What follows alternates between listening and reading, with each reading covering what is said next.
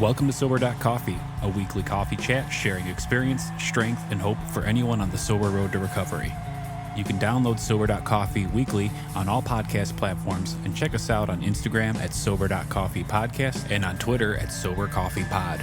To learn more about us and to help support these sessions, visit online at Sober.Coffee. Here are your hosts, two guys on their own path to recovery, Mike and Glenn. Let's join them at the coffee shop. Hello, Captain. Captain and Tennille. Oh, my God. I'm not even sure if 80% of the audience even knows. Let's go with 99% don't know Captain and Tennille. Yeah, totally, man. What's going on, brother? Will keep us together. What is going on, my sober brother? Oh, man, loving life this morning. How have you been, man? Good? Really good. I mean, look, life is life, and but it comes with its challenges, but loving it. Yeah, so we have no idea when these episodes drop or, we're not even sure what we're doing. But that's a true story right there. No, we just came off a record listener month. Not that we're really focused on that, but we like to make sure the wires are plugged in and, that things work, that the electronics work. And our barista, Brian, does a brilliant job, making chicken salad out of chicken shit. AudioHive.com. Yep, AudioHive.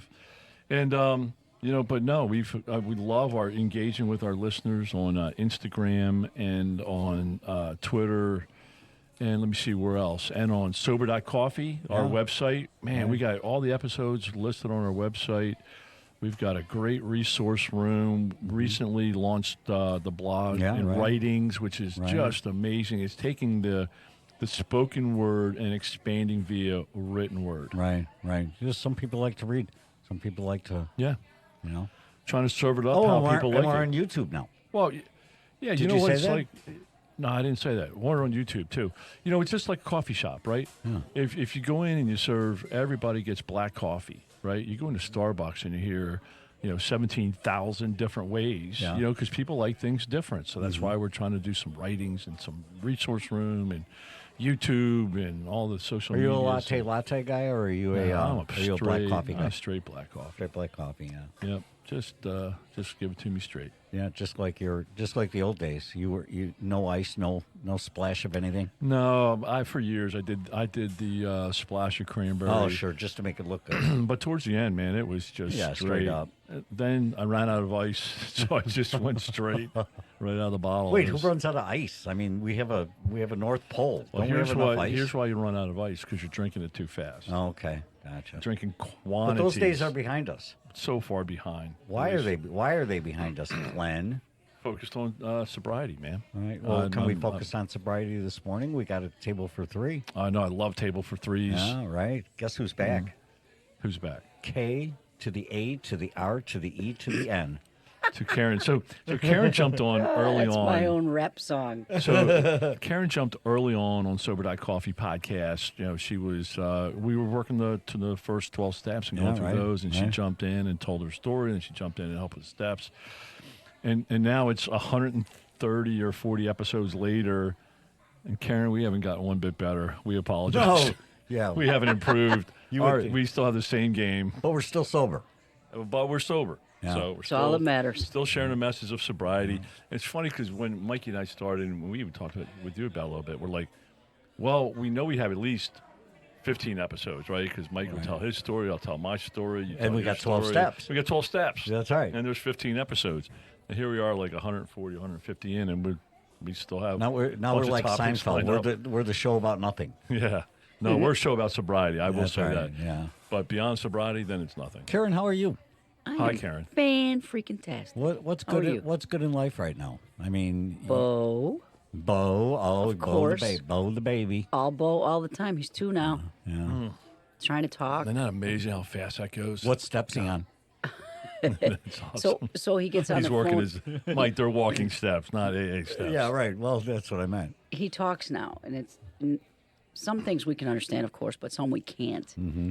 And he gets on every morning. Most mornings, he'll FaceTime me while he's eating breakfast. My daughter will call and put the phone down. Because now, otherwise, he likes to walk around holding the phone. And then all I see is the ceiling and underneath his chin. Sure. So she puts the phone down, props it up so I can watch him and talk to him while he eats his breakfast. Oh, that's fantastic. And as soon as he's starting to recognize, like, who lives in which house with who. Yeah, right, okay. So when he sees me, and he'll say, "Where Dampa? We're Tampa. That's awesome. And then if when I was, I was at my mom and dad's house, so I FaceTimed him. I showed him my mom, and he says, "We're gay Tampa." Or if he sees my sister-in-law, he'll say, "Where's Matt?" Like he's starting to recognize the people. Yeah. So it's really cute. That's awesome. And then he just babbles, and I don't know what he wants till I can catch one word. Like sing. Oh, you want to watch sing? Okay. Again, I don't want to spend time in my past, but you pretty much described me. I like my wife knew some of the words I was saying, but not all of them. I'm sorry. That's I just couldn't awesome. resist that All right, one. that's the laugh of the week. I guess- Maybe the month. Yeah, I guess. Bo and I have more in common than I thought. I never thought. I didn't That's think awesome. about that. It's been That's a while. awesome. Yeah. So what do we want to chat about today? You know what? I think a couple weeks ago we were talking about Yeah. sponsorship. Yeah. We were talking about coaching in a session where I was visiting you. Yeah, I think I think that's a great idea. I mean, I have my own experience with it.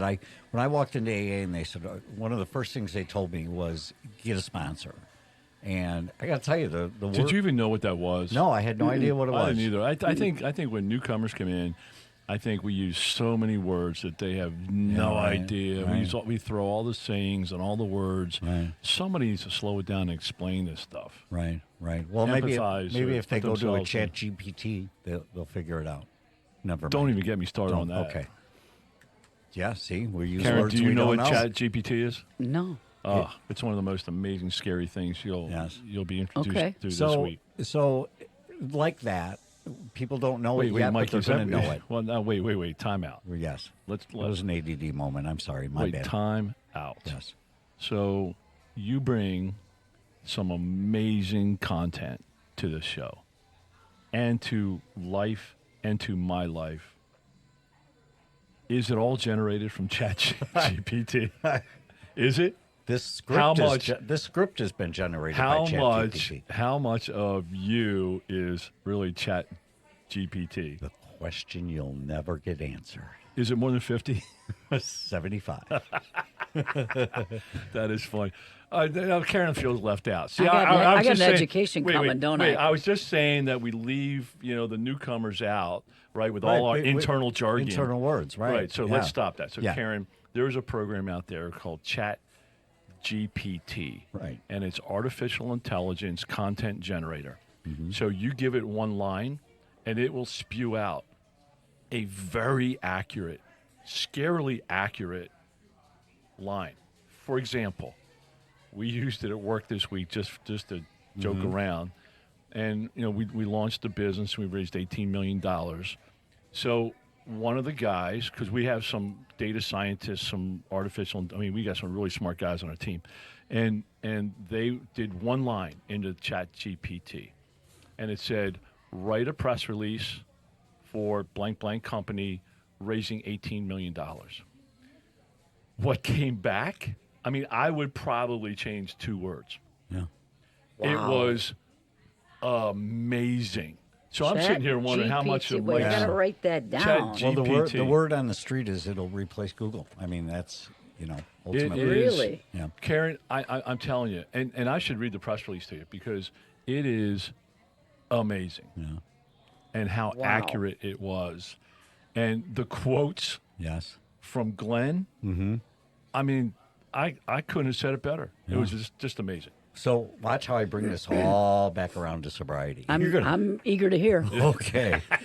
So just Karen, because sometimes you don't know what happens in the coffee shop. that's right. Just because you knew a way of life that you thought was your way of life, which was Google, there is a new way of life if you're open to new advancing things. And so that was my Good try. That was my try. I don't But know. it was sounds pretty like weak at the Google time. would tell me where to get the work, where to get the answers, and it sounds like this one gives me the answer, Yes, does it totally. for me. Yeah. So All if this is original all every about time. get it done for me, Yeah. hey, I'm in, man. I'm in. So do we get it done for ourselves in AA, or do we use a sponsor? I guess is the Well, question. my personal opinion is that everybody should be working with a sponsor at all times. Right. So what is a sponsor? Let's start Okay, there. so let's start there. A sponsor is simply someone who will guide you through the steps. When you're newer in sobriety, somebody who will guide you through the steps, help you understand what our little slogans all mean, someone you check in with regularly, let them get to know you, so that when things happen or when you have a situation you don't know how to handle, because the earlier on you are, the tougher it is to navigate life.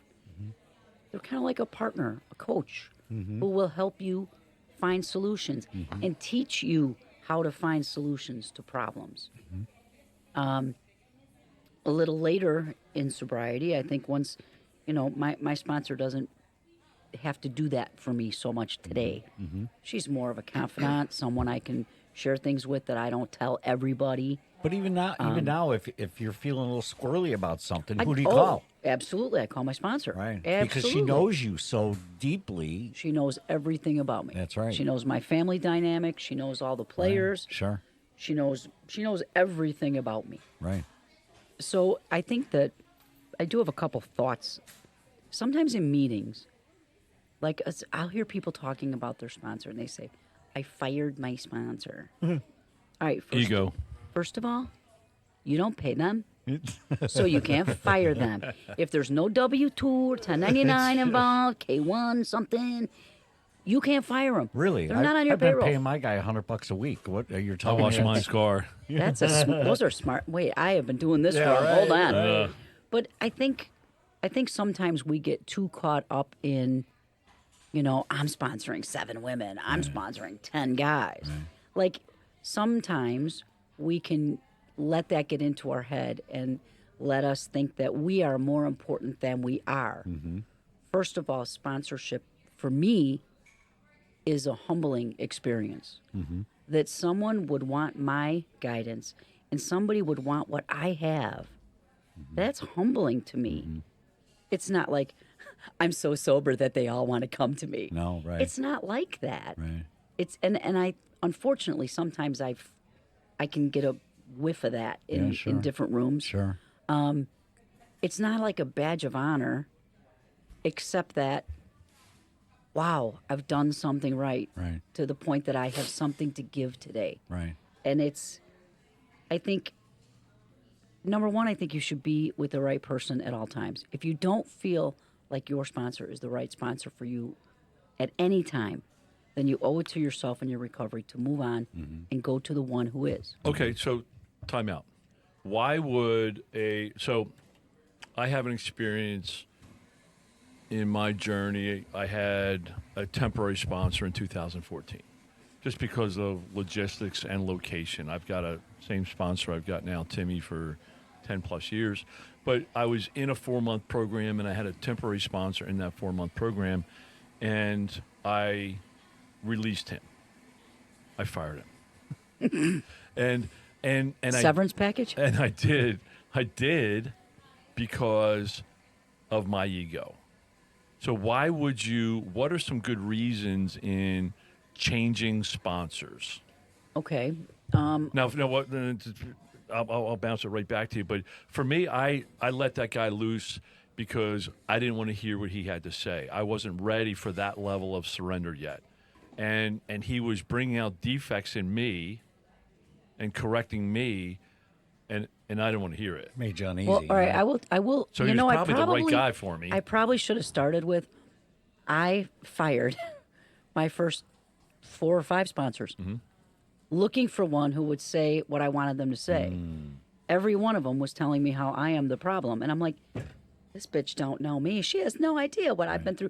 My life has been so That is a hard. great My point. husband's being so mean to me, and I don't have a lot of money, and finances are tight, and my life is rough. And I was like 90 days sober, and I acted like the world owed me something.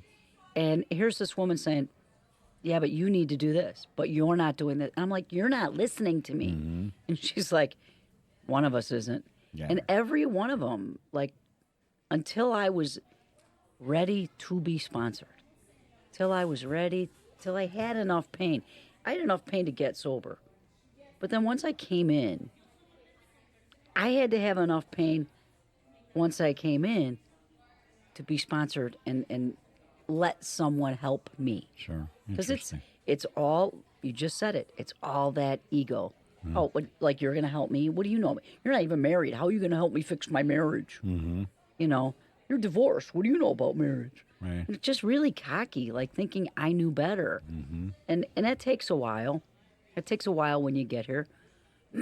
Over the years, I think that the key to knowing when to switch sponsors, a sponsor can take you as far as they have been. Mm-hmm. There was one where I got to the point, because I was doing a lot of intense personal growth work outside of the program. Right. There was a sponsor where I felt that she's not as far as I am in this kind of work. Right. Like I'm not getting fed. Sure. I'm not getting the guidance I need. Right. I'm getting it elsewhere. So it was just time to move on if I wanted to continue growing. If you feel like you're not moving forward, and when you go to your sponsor for guidance and that guidance doesn't help you get forward, then it's time maybe to move on or to think about moving on. I always would suggest first a conversation that says, hey, I feel like, you need to tell the sponsor too what you need. I need you to push me a little tougher. I need you to back off. I got a lot going on in my life right now. We're responsible for that. So we can't just assume that the sponsor knows exactly where we are every day. Right, and that's the openness. And so my sponsor, and he probably listens to these. So, but my sponsor is I'm going to make sure he does this one. aces in just about every area of my sobriety and life. I mean, he helps me read my label. He's great. I bounce so much stuff off of him. But probably the one area where I didn't switch sponsors, but what I did is, from the spirituality perspective, he took me as far as his path was, and I know I needed a deeper, bigger picture path, and that was the spiritual path. And so he's still my sponsor, but I plugged into another resource and resources that really helped me unlearn, learn, and develop on the spiritual path, right? And that's owning your shit. Right. You decided that I want to be here.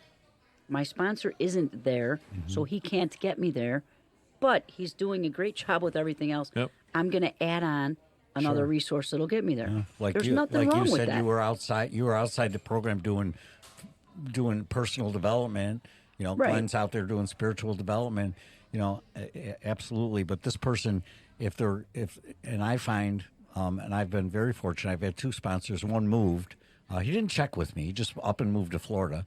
You didn't ask your permission? No, I didn't ask my permission. That. Right? Yeah, I you understand get it, right? But the sponsor I've asked now, he's got years of sobriety and he's lives and breathes the big book.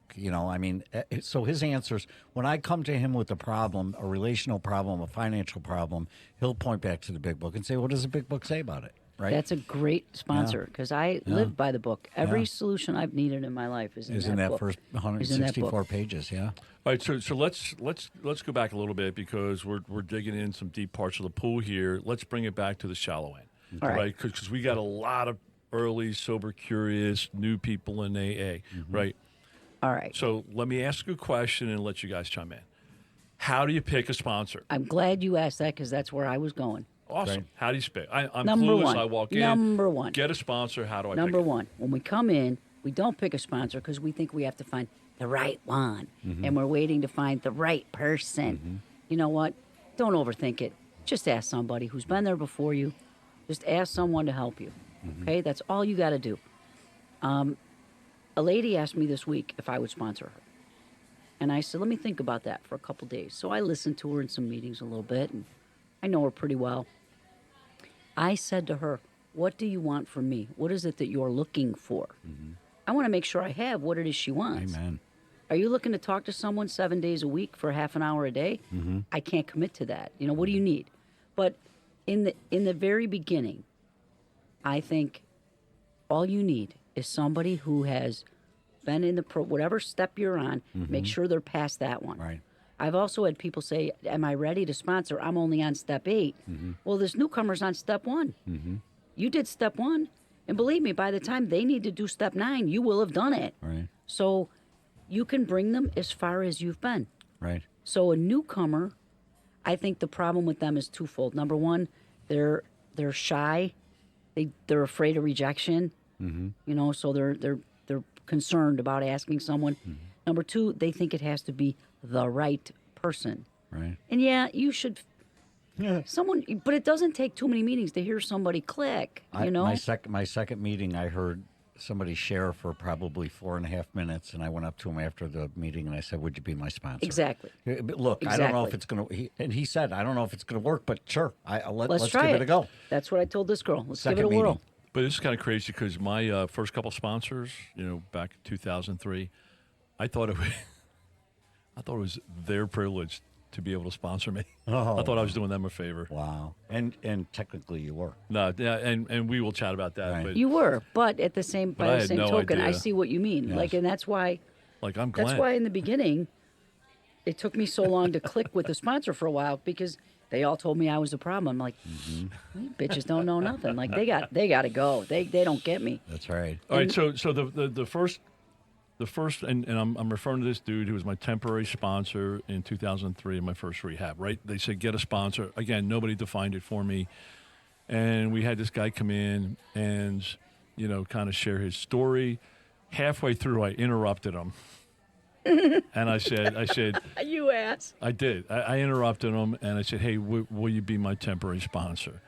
And he looked at me. He goes, "Let's talk about it after. I'm right in the middle of sharing my story, right?" But I picked him because he had a really cool watch, and it looked like he had nice shoes, and it looked like he had his act together. And I'm like, okay, that guy might qualify, Right. right? I mean, I had no idea. Nobody defined anything. I mean, it was just terrible. I guess I didn't know we're supposed to check out their jewelry. Well, let me tell you Shoot. something. I look good on the golf course. I got the right shoes, the right coat, the right bag, the right clubs. But you don't want me to be your golf coach. No, totally. But then, Karen, I also want to jump in. There's a guy I know, and he was all ego, right? And I think you got to work enough steps to be able to. And he wasn't even on his third step, and he was advertising on a billboard at meetings that he was available to be people's sponsors, and a couple gullible people, latched on, and he really messed them up because he hadn't been far enough on that. He was a couple steps ahead of them, but I mean, he had the alcoholic, ego-driven mindset, and then he would go around bragging, "Oh, I got 4 sponsees." All right, here's your criteria. That's a good point. Here's your criteria. You want to make sure that your sponsor's been sober. You can't put a number on it. Some people at 6 months can help a newcomer. Sure. But generally, I would say by the time someone's ready to sponsor, they're somewhere in the 1 to 2 year mark before they're ready to get started. That's fair. You want to make How long were you sober when you became a sponsor? I don't know, 24 years? No, I'm just kidding. Probably That's awesome. probably about 5 years. Yeah, I was Because 3. I How was about kind you, of an Mikey? ass, and nobody wanted what I had at that point. I was Right. still a jerk.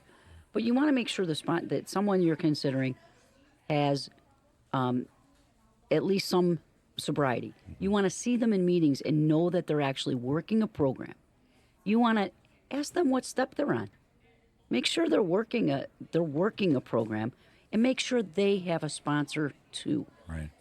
Those are usually the kind of criteria I look for when I'm looking for a new sponsor. That's my criteria, unless I need something special. At one point I wanted to learn the Big Book better. My sponsor had moved; she didn't want to sponsor anybody anymore. And I sought out somebody who knew the Big Book. Turned out it was a guy. I'm not a huge fan of that, but there was like a 30-year difference in our ages, and I knew we weren't going anywhere we shouldn't. Right. So I worked with him for about 2 years, learned that book inside and out like I'd Awesome. never known Yeah, it. that's And then it was excellent. time to come back to the girls' team. Right. And then it didn't take me long to find a sponsor after that. I'm like, all right, she's been in a while. She's got this. Wait, there's And then- a girl. There's a girls' team. Yes. Can I be on that? No. Okay. Come So on, Mikey. the other thing is, we have an issue sometimes. I've seen issues when sponsorship and sponsor-sponsee relationships end. If someone comes to me to sponsor them and they've been working with someone else, my criteria is you have to have a conversation with your old sponsor your prior sponsor, you need to have a conversation with them, thank them for everything they've done for you, and let them know that you've decided it's best for you to move on and it has nothing to do with them.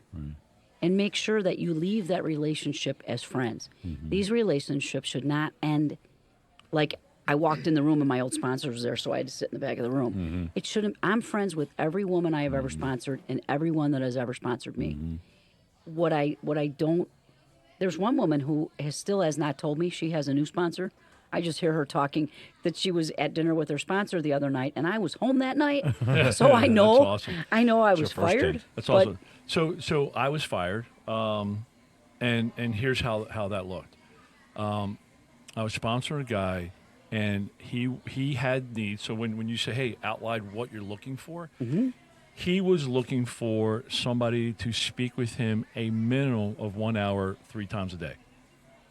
And A day or a week or a month? A day. A day? I mean, a day. Okay. And I said, look, and I coached him a couple times. Well, the first couple times I set it up so I had an ending. It was 8:20. I said, hey, just want you to know I got a call at 9. And I could feel some frustration. And then one day he said, hey, let's talk, right? So we go and we sit out on the front porch of my house. He goes, hey, I just want to let you know, dude, I think you're great. I love how you walk on the path, but I need somebody that's going to be available for me. Right. And I said, dude, I understand that. I said, I love you. I said, I'm always going to cheer for you. I said, I just cannot designate 3 hours of my day. Right.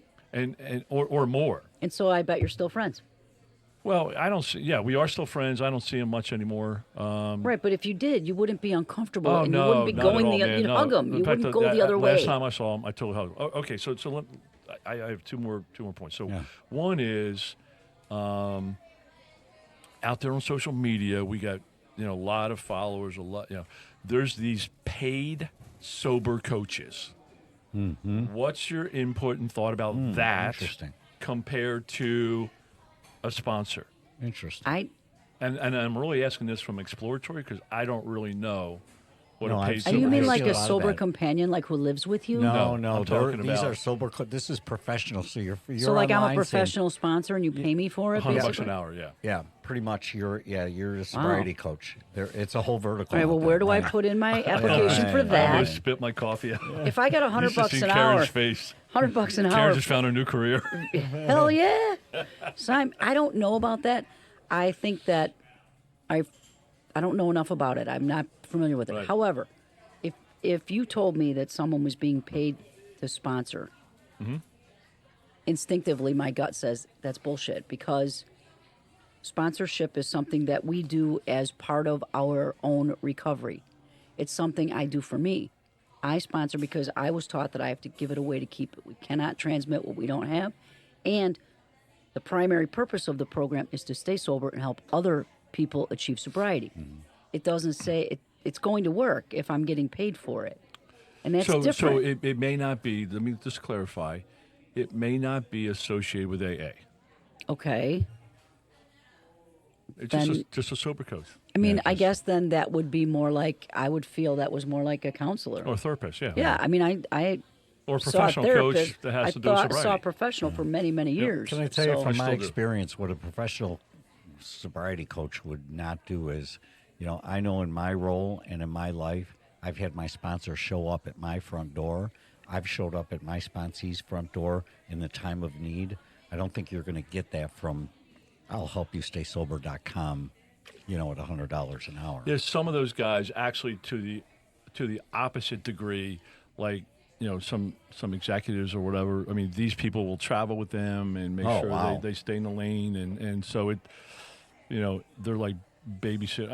I don't know. I don't want to use the word babysitters, but I just did. No, But, I saw. Sounds like it. Yeah, I saw an article this week on one of the news feeds, and there was a celebrity who recently passed who spent $400,000 a year in her for her recovery, detox doctors, etc. Now I will say this: if there's a need, and it is helping somebody not pick up a drink today, Whatever. Go for it. That's who right. am I That's to right. judge? Yeah. I would never accept personally, I wouldn't be paid to do what I've been given freely. Right. Why would I pay to give that to the next guy or be paid? But I mean, I'm not going to judge what the next guy does. If there's, like I said, I'm not real familiar with that. Instinctively, though, I'm not liking it. But right. hey. And then one last thing. Yeah. As a sponsor, Karen, give one or two things that you value or have received, benefit that you have received from being a sponsor. In general, the number one would be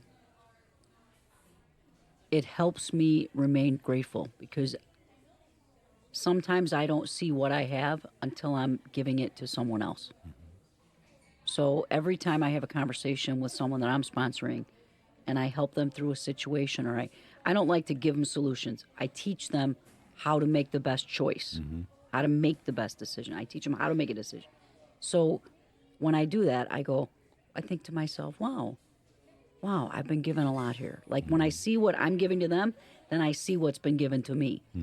And secondly, I think the second biggest gift I've gotten, when I've had the privilege to hear a couple of fifth steps with some sponsees, and for somebody to trust me with that is just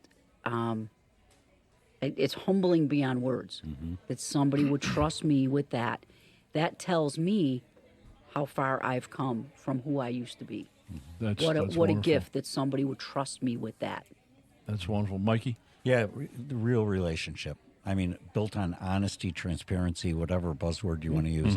Real relationships. My guys that I work with, we're real. We check in starting at 5 o'clock in the morning with some check-ins, and it goes till 9 o'clock at night.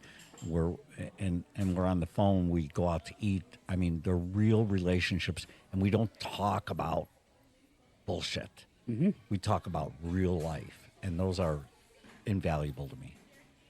Mine are, as I look back, my life changed when I became a sponsor. 80% of what I have learned in AA, I have learned from being a sponsor, not from reading the book and going through it myself. When I work with somebody else and take them through the program, because I work it side by side with them. Sure.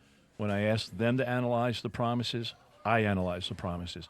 And 80% of what I've learned in AA, I've learned from being a sponsor and working the program with them. Second of all, I think it's a superpower. Being a sponsor, I've got the ability to turn my old mess into a message and into a helping hand for somebody else.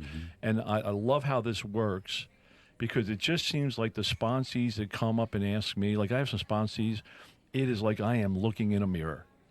And they pull the same shit, the same games, the same crap that I pulled. They pull, and it's funny how this comes full circle. My sponsor would show up in the hospital 2 a.m. and now I got sponsees where I show up at the hospital, in a detox, and I'm pretty familiar with what's going on, right? Because of what I've been through. So I don't know. I think step 12. I think serving others is a superpower to this program and to life. Right. And so I think that's really cool. I love it. This has been good. Yeah, it's really good. Yeah, it's really good stuff. So get a sponsor, man. I might just take my sponsor out to dinner. So grateful for him. I hope my sponsees are listening. Yeah. I hope Take your mine sponsor to dinner. Well, now I'm taking one to dinner on Monday. And you know what? I think I'm going to buy Monday. There you go. So here's I'm the gonna thing. buy. So here's the thing. As a sponsee, I love taking my sponsor out to dinner and we get a nice steak. And there were so many times I didn't have the money. Yeah. And so many times where he picked up the tab. And now it's it comes full circle, and now I'm able to buy him dinner, and I'm so grateful, and I'm telling you what, it's one of the secrets to life. I think sponsorship, sponsees. The kid taking Didn't I care just of see the a adult. picture that you guys Right. you guys were just out for dinner not long ago, weren't you? Yeah, we Were you? That looked pretty nice. We probably go out White monthly. Castle. I know that wasn't a Whitey's. It was on Glenn's week to buy. They went to White Castle. We probably go once or twice a month. In fact, I think I'm going to invite him out to dinner tonight. And no, we go high end now. Yeah, we do. That was not a White Castle cut of beef I was looking at. No, it was not. It All right, was, guys. Thanks it was so great much. stuff. Have a great day, Awesome, guys. man. Thank you. Thanks for jumping in the Bye-bye. coffee shop. Thanks for joining us for today's coffee chat. To contact the show, email us at podcast@Sober.Coffee. If you need immediate help, the AA hotline is 800-839-1686. The National Suicide Prevention Hotline is 800-273-8255. Remember, Mike and Glenn are sharing their own journey on the path to recovery. Any suggestions, medical or otherwise, are their own experiences and should not be viewed as professional advice. See you next week, and remember, there is a solution.